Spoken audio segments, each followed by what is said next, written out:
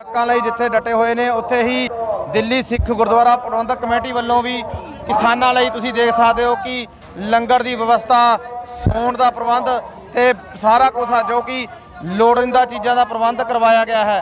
उत्थे पीण योग पानी तुसीं देख सकते हो कि इत्थे मिलियन वाटर जिहड़ा सेवा की जा रही है। उत्थे ही तुसीं देख सकते हो खाण पीण का भी पूरा सफाई दे रख के पूरा तरीके नाल कीता जाता है। नौजवानों वालों भी पूरी सेवा की जा रही है। उत्थे ही तुसीं देख सकते हो कि दिल्ली गुरुद्वारा प्रबंधक तुसीं मैं कहना कैमरामैन तस्वीरां दिखावे दूसरी साइड भी कि सौण का भी पूरा प्रबंध किया होया ते पूरी सफाई का भी पहल के आधार पर प्रबंध किए गए हैं।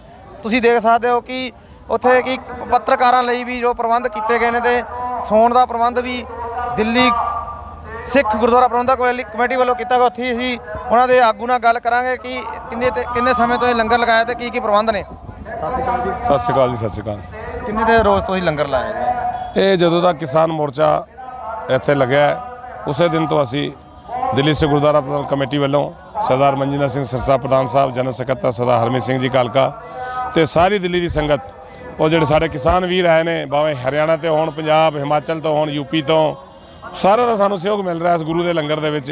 और असी बिल्कुल मन बनाया हुआ है जदों तक किसानां दी मंग नहीं मनी जाती, जो किसानां वास्ते काले कानून मोदी साहब लेके आए ने, जदों तक रद्द नहीं किए जाते तां तक किसानां नूं लंगर की सेवा 24 घंटे असी उपलब्ध कराते रहांगे। दिल्ली सिख गुरुद्वारा कमेटी वालों असी प्रण किया होया है। की प्रबंध किए गए ने तुसीं किसानां लई? किसानां वास्ते तुसीं देखो आराम करने की असी टेंट राही व्यवस्था की है जो अवेलेबल है। नाल ही असी एंबूलेंस भी रखी है, नाले डॉक्टर का प्रबंध किया है, फस्ट एड भी रखी हुई है और नाल आपां मशीन भी लाती है जिहड़ी प्रशादे बनाउंदी है तां जो कि सानूं बार बार गुरुद्वारे बंगला साहब ना जाना पे। किसानां की तादाद जो वधी जा रही है इस करके लंगर की व्यवस्था भी वधानी पैंदी है।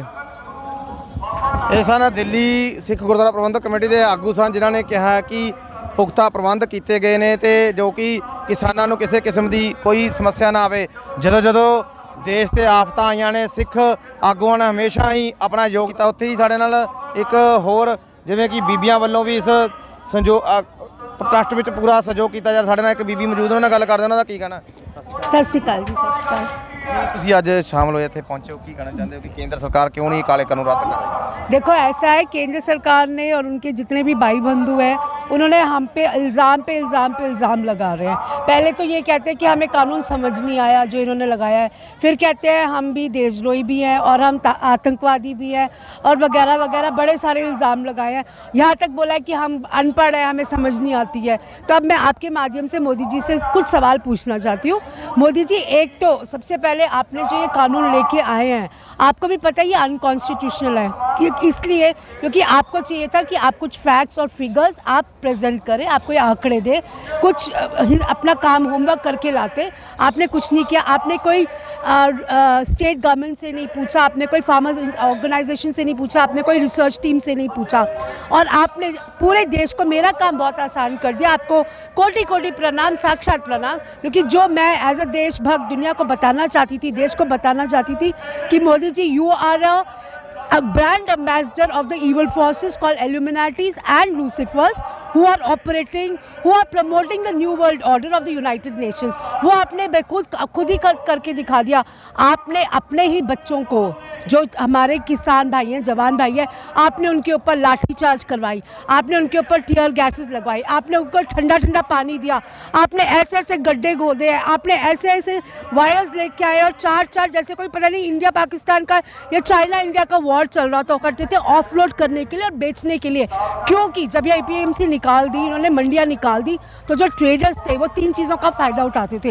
एक तो कि उनकी आर्थिक स्थिति ख़राब थी। आर्थिक स्थिति फार्मर्स की क्यों ख़राब थी? एक तरफ तो आप हमारे काली मिर्चों की और हमारे जो दालचीनियाँ उसकी आप पेटेंसी दे रहे हो एक तरफ से, दूसरी तरफ से आप उनको BT कॉटन सीड्स दे रहे हो, जेनेटिकली मॉडिफाइड सीड्स दे रहे हो, वो भी डबल द कॉस्ट में, plus the interest rate was so high. तो आर्थिक स्थिति तो बड़ा स्टोरां नूं वड्डी कारपोरेट घराणे जिहड़ा खुशहाल करन दे केंद्र सरकार वालों उपराले किए जा रहे हैं। ये बीबी का कहना। उत्थे साडे नाल सिख आगू ने उन्हां गल करदे आ कि दिल्ली गुरुद्वारा सिख प्रबंधक कमेटी वालों लगातार सेवा निभाई जा रही है कि उन्हां दा की कहना है? सत श्री अकाल जी। दिल्ली कमेटी वालों तो लगभग 27 तरीक तो लैके अज तक लगातार ही जो किसान भरावां दे उत्ते 3 ਕਾਲੇ ਕਾਨੂੰਨ ਜੋ ਥੋਪੇ ਗਏ ਹਨ, ਜਿਹਦੇ ਬਾਰੇ ਵਿੱਚ ਇੱਕ ਬੀਬੀ ਜੀ ਬੋਲ ਰਹੇ ਸੀ ਕਿ ਨਾ ਤਾਂ ਕਿਸੇ ਕਿਸਾਨ ਕੋ ਉਹਦੇ ਬਾਰੇ ਪੁੱਛਿਆ ਗਿਆ, ਨਾ ਕਿਸੇ ਜੋ ਵਿਧਾਨ ਪਾਲਿਕਾ ਦਾ ਉਹ ਨਿਯਮ ਹੈ ਕਿ ਕਮ ਸੇ ਕਮ ਕੋਈ ਕਮੇਟੀ ਬਣਾਈ ਜਾਂਦੀ ਹੈ, ਉਸ ਦੇ ਬਾਰੇ ਵਿੱਚ ਉਹਦੀ ਰਾਏ ਲਈ ਜਾਂਦੀ ਹੈ ਕਿ ਇਹਦੇ ਬਾਰੇ ਵਿੱਚ ਕਿਸਾਨਾਂ ਦਾ ਕਿੰਨਾ ਕੁ ਨੁਕਸਾਨ ਤੇ ਕਿੰਨਾ ਕੁ ਫਾਇਦਾ ਹੋਏਗਾ, ਉਹਦੇ ਬਾਰੇ ਕੋਈ ਕਿਸੇ ਕੋਲ ਰਾਏ ਨਹੀਂ ਲਈ ਗਈ। ਈਵਨ ਕਿ ਰਾਤੋਂ ਰਾਤ ਬਿਨਾਂ ਕਿਸੇ ਵੋਟਿੰਗ ਦੇ, ਬਿਨਾਂ ਕਿਸੇ ਕਾਊਂਟਿੰਗ ਦੇ ਉਸ ਨੂੰ ਕਰਨ ਤੋਂ ਬਗੈਰ ਜਿਹੜਾ ਕਾਨੂੰਨ ਤਿੰਨੇ ਸਥਾਪ ਦਿੱਤੇ ਗਏ, ਜਿਹੜੀ ਕਿ ਇੱਕ ਹਿਸਾਬ ਨਾਲ ਕਿ ਮੈਂ ਕਹਾਂਗਾ ਕਿ ਇੱਕ ਦੂਜਾ ਇਹ ਜਿਹੜਾ ਹੈਗਾ ਇਹ ਮੈਂ ਇਤਿਹਾਸ ਦੇ ਵਿੱਚ ਕਹਾਂਗਾ ਕਾਲਾ ਦਿਨ ਹੋਏਗਾ। ਜਿਸ ਤਰ੍ਹਾਂ ਕਿ ਪਹਿਲਾਂ ਆਪਾਂ ਹਿਟਲਰ ਨੂੰ ਕਹਿੰਦੇ ਸੀ ਕਿ ਹਿਟਲਰ ਜਿਹੜੇ ਉਸਨੇ ਇੰਨੇ ਲੋਕਾਂ ਨੂੰ ਮਾਰ ਦਿੱਤਾ ਸੀ, ਮਗਰ ਮੋਦੀ ਨੇ ਵੀ ਐਸਾ ਕਾਨੂੰਨ ਪਾਸ ਕੀਤਾ ਜਿਹਦੇ ਨਾਲ ਕਿ ਲੱਖਾਂ ਨਹੀਂ ਕਰੋੜਾਂ ਲੋਕ ਕਿਸਾਨ ਵਿਚਾਰੇ ਮਰਨ ਦੇ ਕਿਨਾਰੇ ਪਹੁੰਚ ਜਾਣਗੇ। ਜਿਸ ਤਰ੍ਹਾਂ ਬੀਬੀ ਜੀ ਨੇ ਪਹਿਲਾਂ ਵੀ ਕਿਹਾ ਕਿ ਇਹਨਾਂ ਕਿਸਾਨਾਂ ਦੀਆਂ ਕਿੰਨੀਆਂ ਹੱਤਿਆਵਾਂ ਹੋ ਰਹੀਆਂ ਨੇ, ਉਹਨਾਂ ਵਾਸਤੇ ਪਿਛਲੇ 5 ਸਾਲ ਤੱਕ ਵੀ ਮੋਦੀ ਨੇ ਇੱਕ ਵੀ ਕਾਨੂੰਨ ਨਹੀਂ ਬਣਾਇਆ। ਕਿਉਂਕਿ ਜੇਕਰ ਅੱਜ ਤੁਸੀਂ ਅੰਕੜੇ ਦੇਖ ਲਓਗੇ, ਕਰੋੜਾਂ ਰੁਪਈਆ ਕੋਆਪਰੇਟ ਸੈਕਟਰ ਨੂੰ ਉਹਨਾਂ ਨੇ ਪਾਸ ਕੀਤਾ, ਜਿਨ੍ਹਾਂ ਦਾ ਚਾਹੇ ਏਅਰਲਾਈਨਸ ਹੋਵੇ, ਚਾਹੇ ਟਾਟਾ ਬਿਰਲਾ ਹੋਵੇ, ਚਾਹੇ ਅਡਾਨੀ ਅੰਬਾਨੀ ਹੋਵੇ, ਉਹਨਾਂ ਨੂੰ ਕਰੋੜਾਂ ਰੁਪਈਆ 87,000 ਕਰੋੜ ਰੁਪਈਆ ਉਹਨਾਂ ਨੂੰ ਮਾਫ ਕਰਤਾ, ਪਰ ਕਿਸਾਨਾਂ ਵਾਸਤੇ ਕੁਝ ਨਹੀਂ ਕੀਤਾ। ਉਹਨਾਂ ਨੂੰ ਉਲਟਾ ਉਹਨਾਂ ਉੱਤੇ ਇਹ 3 ਕਾਲੇ ਕਾਨੂੰਨ ਥੋਪ ਦਿੱਤੇ ਗਏ। ਰਹੀ ਗੱਲ ਦਿੱਲੀ ਕਮੇਟੀ ਦੀ, ਦਿੱਲੀ ਕਮੇਟੀ ਵੱਲੋਂ ਆਪ ਜੀ ਦੇਖ ਰਹੇ ਹੋ ਕਿ ਦਿਨ ਰਾਤ ਸਾਰਾ ਸਟਾਫ ਜਿਹੜਾ ਉਹ ਇਹਨਾਂ ਕਿਸਾਨਾਂ ਦੀ ਸੇਵਾ ਵਾਸਤੇ ਲੱਗਾ ਹੋਇਆ ਹੈ।